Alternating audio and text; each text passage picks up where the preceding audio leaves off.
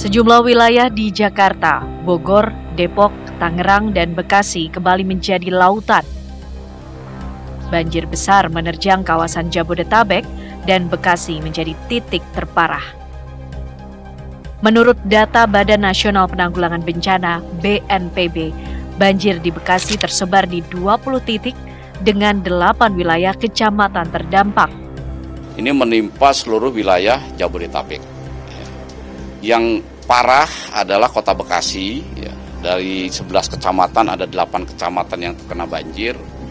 Sekarang masih dilakukan penanganan. Kemudian untuk wilayah Jawa Barat yang kelihatannya parah, Kabupaten Bogor dengan Bekasi. Untuk Depok dan Tangerang ini masih ada juga beberapa titik banjir, tapi kondisinya lebih kecil dibandingkan daerah-daerah seperti Kota Bekasi dan Kabupaten Bogor. Benarkah penyebab banjir Bekasi akibat curah hujan yang tinggi serta banjir kiriman dari Bogor?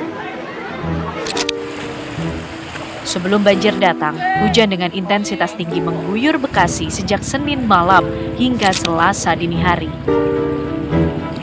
Warga menyaksikan air sungai di wilayah Bekasi meluap dan menerjang jalanan hingga permukiman. Dari jembatan itu air nguap awalnya dikit, tambah-tambah lama-lama tinggi. Nah dari setelah tinggi itu sampai sekarang ini mungkin di perkiraan itu kurang lebih di jalan raya hampir 4 meter. Luapan sungai menyebabkan petaka banjir yang tak terbendung dan meluas ke penjuru Bekasi. Wilayah yang berada di sepanjang lintasan Sungai Bekasi, terutama di titik pertemuan Sungai Cikeas dan Sungai Cilengsi, mengalami banjir terparah.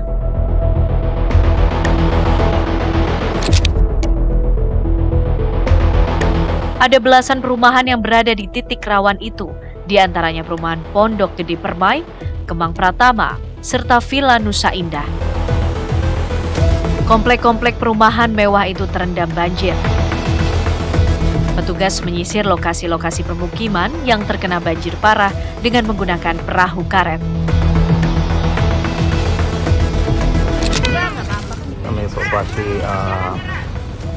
Mereka mengevakuasi warga ke tempat pengungsian.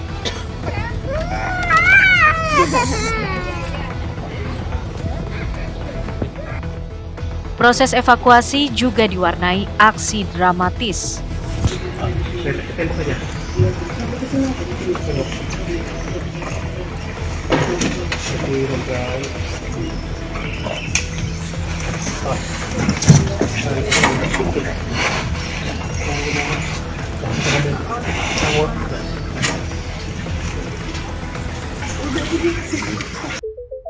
Di perumahan Pondok Gede Permai, ketinggian air melampaui 4 meter hingga menenggelamkan atap-atap rumah warga. Bangunan di lantai 2 pun ikut tersapu banjir. Perumahan Pondok Gede Permai ini merupakan kawasan yang kerap dilanda banjir besar. Dan banjir kali ini adalah banjir yang terparah dibanding 5 tahun lalu. Datangnya air itu tidak sedikit-sedikit, tidak langsung pure gitu. Terlanjur ketakutan karena airnya tinggi banget. Motor saya kerendam satu, dua-duanya mungkin kerendam di sini. Lebih parah dari 2020. Lebih parah dari 2020. Lebih parah. Sementara sih agak rendah, tapi langsung pintu jebol langsung tinggi. Di intinya air gedenya itu dari jam 1, jam 2 itu udah parah-parahnya udah sampai ke atas lah, udah. Orang saya aja tadi termasuk tidur di atas air. Di atas air? Iya, kasurnya kan basah. Allahu Akbar. Bahkan di lantai 2 pun masuk air, Bu? Iya, masuk air. 2 meter. Masuk air di atas. Makanya kita kulkas, motor, freezer, ya kalau data-data SDM semua selamat gitu. Ya. Surat-surat semua selamat ya, Bu ya? Alhamdulillah selamat. Ribuan warga terdampak banjir berada di tempat pengungsian. Beberapa warga mengaku telah berjaga-jaga akan datangnya bencana banjir 5 tahunan ini. Kalau untuk tahun ini kan pernah terjadi tahun 2020. Kalau tahun hari ini memang sih kita dari sore, dari mulai jam 5 sore udah ada kiriman air, debit air baik yang dari Kali Cikeas ataupun yang dari Kali Cilengsi. Kemudian dijadikan satu di pos HP2C. Nah, di situ baru kelihatan jumlah tingginya. Nah, kalau sudah mencapai 700, angka 700 jumlah dari kedua pasokan air yang bermuara di Pondok Gede Permai itu sudah waspada. Jadi banjir kali ini kita sudah waspada, sudah menyiapkan. Ya, wilayah Bekasi kembali bak lautan. Jalan-jalan protokolnya pun tak luput dari amukan banjir besar. Kendaraan-kendaraan tak bisa melintas. Bahkan ada kendaraan yang terseret arus banjir.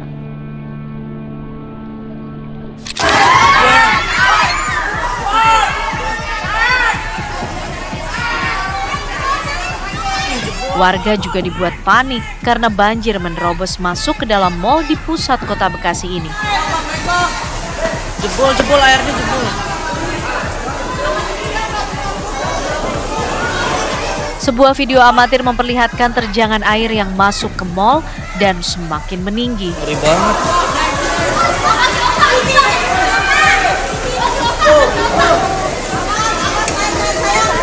Tina tuh. Banjir juga menerjang rumah sakit di wilayah Bekasi, termasuk RSUD Bekasi. Kenceng banget ya, saya tahun lalu. Air menggenangi sejumlah ruangan di dalam gedung rumah sakit yang mengakibatkan terhambatnya layanan untuk pasien. Banjir, guys. Ya, kepungan banjir yang berlangsung cukup lama dan meluas itu benar-benar melumpuhkan Bekasi dan menimbulkan kerugian materi yang tak kecil. Ya, Puncak harus dikembalikan. Puncak harus dikembalikan menjadi kawasan daerah resapan air, tempat tumbuhnya pohon, dan tempat disimpannya air.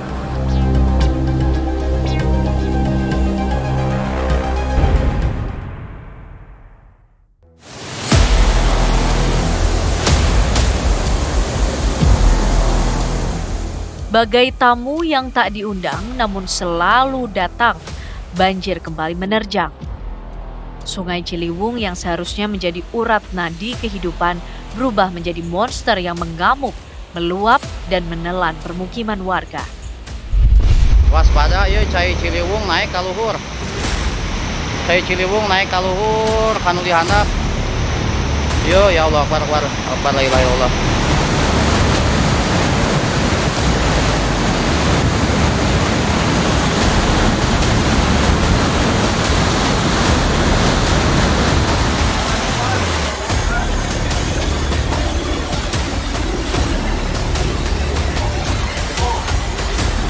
Banjir, tolong bantuan dipanginfokeun, bantuan.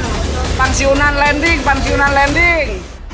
Situasi terkini di kawasan lokasi Sukamulya RT 2 RW 3 Kelurahan Sukasari ini. Ya, hujan deras yang mengguyur kawasan Puncak Bogor sejak Minggu sore bagaikan air bah yang tak terkendali.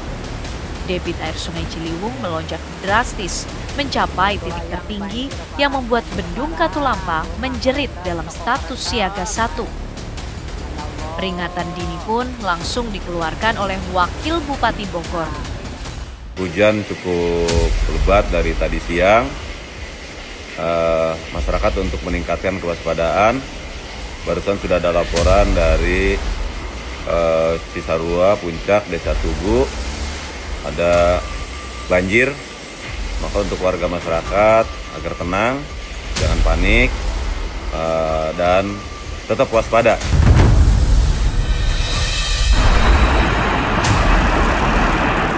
Sejumlah wilayah di Bogor kondisinya sangat memilukan. Banjir bandang menerjang daerah Cisarua, menghancurkan jembatan penghubung desa Tugu Selatan dan Tugu Utara, serta rumah-rumah warga. Tak hanya itu, derasnya guyuran hujan juga membuat struktur tanah menjadi tidak stabil dan menyebabkan longsor.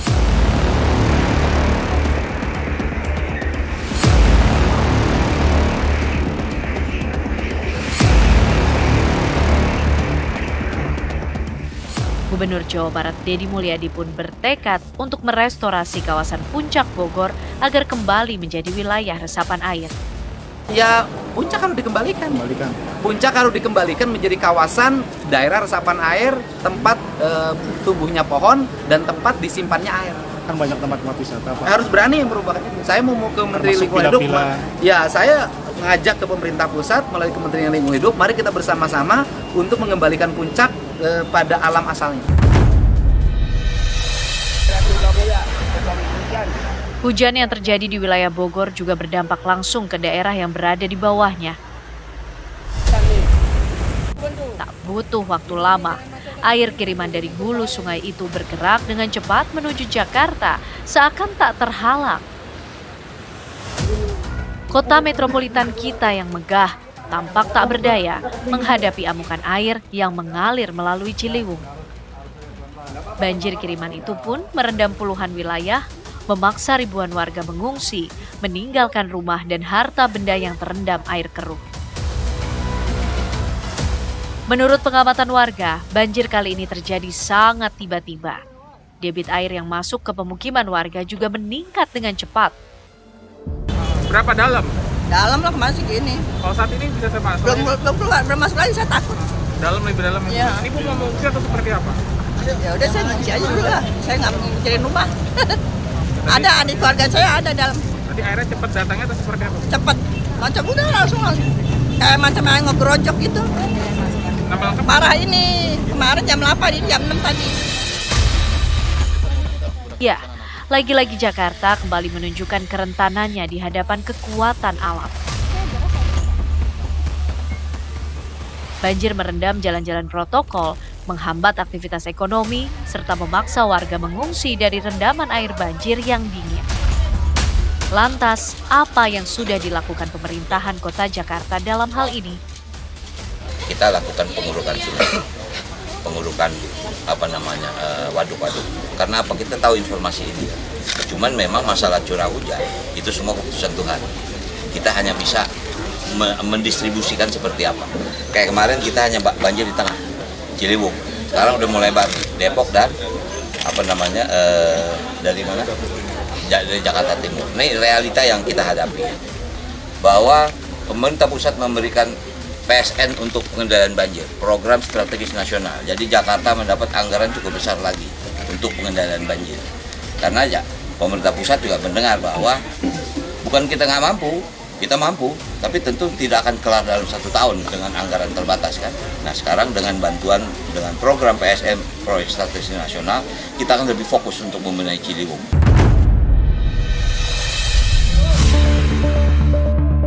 Sampai kapan kita akan terus menjadi korban banjir? Sudah saatnya kita merenungkan kembali hubungan kita dengan alam, mengubah perilaku, dan mencari solusi bersama agar nestapa karena banjir tidak terus berlanjut. Fokus utama adalah banjir kiriman, yaitu menata seluruh perumahan yang ada di tepi bantaran kali.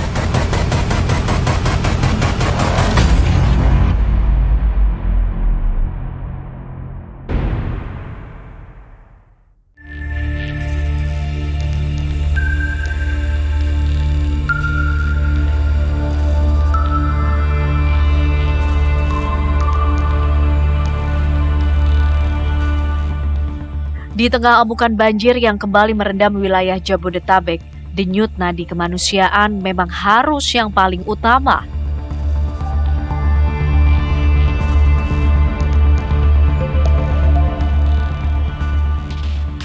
Bukan hanya tentang air yang menggenang dan rumah yang terendam, tetapi juga tentang ribuan jiwa yang terpaksa mengungsi, meninggalkan harta benda yang mereka punya. Jangan sampai mereka yang terdampak justru terlantar di tempat pengungsian. Logistik dan penanganan pengungsi menjadi garda terdepan dalam pertempuran melawan bencana ini. Dukungan dari Kementerian Sosial maupun dari pemerintah Provinsi Daerah Khusus Jakarta maupun Jawa Barat dan Kabupaten Kota Bekasi Bogor terus mengalir ya, utamanya untuk di daerah-daerah terdampak.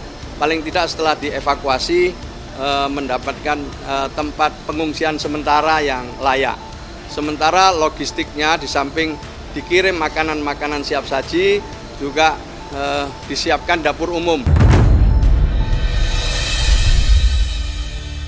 Ya, langkah kaki para pengungsi mengayun berat menuju tenda-tenda darurat, membawa serta trauma dan harapan yang tersisa. Evakuasi yang dibarengi dengan distribusi logistik di tengah kepungan banjir bukanlah perkara yang mudah. Dalam menangani masalah bencana, fokus pada 2 klaster, logistik dan shelter. Sementara banyak juga para relawan-relawan dari berbagai organisasi, dan tentu yang di depan dalam hal ini sekarang adalah BPBD atau juga dalam koordinasi BNPB, khususnya dalam urusan evakuasi. Badan Meteorologi, Klimatologi, dan Geofisika BMKG mencatat curah hujan ekstrim di wilayah Katulampa, Bogor mencapai 232 mm dalam 24 jam terakhir. Kemarin itu yang tertinggi sampai 232 mm dalam 24 jam. Kami prediksi dalam durasi sampai tanggal 11 itu kita masih perlu waspada atau bahkan siaga. Jadi mungkin akan sedikit menurun, tapi kemudian akan meningkat lagi sekitar tanggal 11 itu akan meningkat lagi intensitasnya. Tapi semoga dengan modifikasi cuaca itu dapat dikurangi. Upaya itu bukan mencegah hujan, tidak mungkin. Insya Allah mengurangi intensitas hujan. Angka ini memang tinggi, namun apakah curah hujan semata yang menjadi biang keladi banjir kali ini? Untuk mengurangi sumber bencananya, hujan, ya, mulai hari ini BNPB akan menggelar operasi modifikasi cuaca. Sampai kapan? Sampai nanti prediksi dari BMKG sudah bisa dilepas. Kalau ditanya kenapa kemarin tidak dilaksanakan OMC, ya kemarin belum ada tanggap darurat. Jadi BNPB tidak bisa mengeluarkan OMC karena berkaitan dengan BNPB bisa turun setelah daerah minta dan ditetapkan status tanggap darurat. Ironi memang, di tengah kemajuan teknologi serta pesatnya pembangunan dan modernisasi, kita masih saja kalah oleh terjangan air. Banjir Jakarta dan sekitarnya bukan hanya bencana alam, tetapi juga cermin dari buruknya tata ruang, rendahnya kepedulian lingkungan, serta lemahnya penegakan hukum atas tindakan ugal-ugalan merusak lingkungan. Perlu ada upaya lebih serius lagi dari seluruh pemerintah daerah se-Jabodetabek, saya katakan. Kenapa? Karena sekarang sudah tidak hanya Jakarta, tapi juga Bogor, Depok, Tangerang, Bekasi pun daerah penyangga sudah terdampak banjir. Suka tidak suka, harus ada fokus penataan tata ruang dan juga pembenahan kota. Ada 3 yang menurut saya harus jadi pedoman utama. Pertama, fokus utama adalah banjir kiriman, yaitu menata seluruh perumahan yang ada di tepi bantaran kali. Di seluruh Bodetabek tadi, Jabodetabek. Kedua, banjir lokal. Jadi kalau kita lihat lokasi-lokasi yang banyak terendam banjir, perlu dipikirkan saluran drainasenya yang lebih siap untuk mengantisipasi banjir. Yang ketiga, ini juga penting daerah pesisir. Bangunan-bangunan liar yang berdiri di bantaran sungai, serta sampah yang menumpuk di alirannya, memperparah kondisi sungai dan memperbesar resiko banjir. Dari sengkarut yang ada, relokasi warga yang tinggal di bantaran sungai menjadi salah satu solusi yang mendesak. Namun, relokasi bukan perkara mudah, perlu ada pendekatan yang manusiawi dan solusi yang adil bagi semua pihak. Selain itu, penegakan hukum terhadap pelanggar tata ruang dan pelaku perusakan lingkungan juga harus ditegakkan.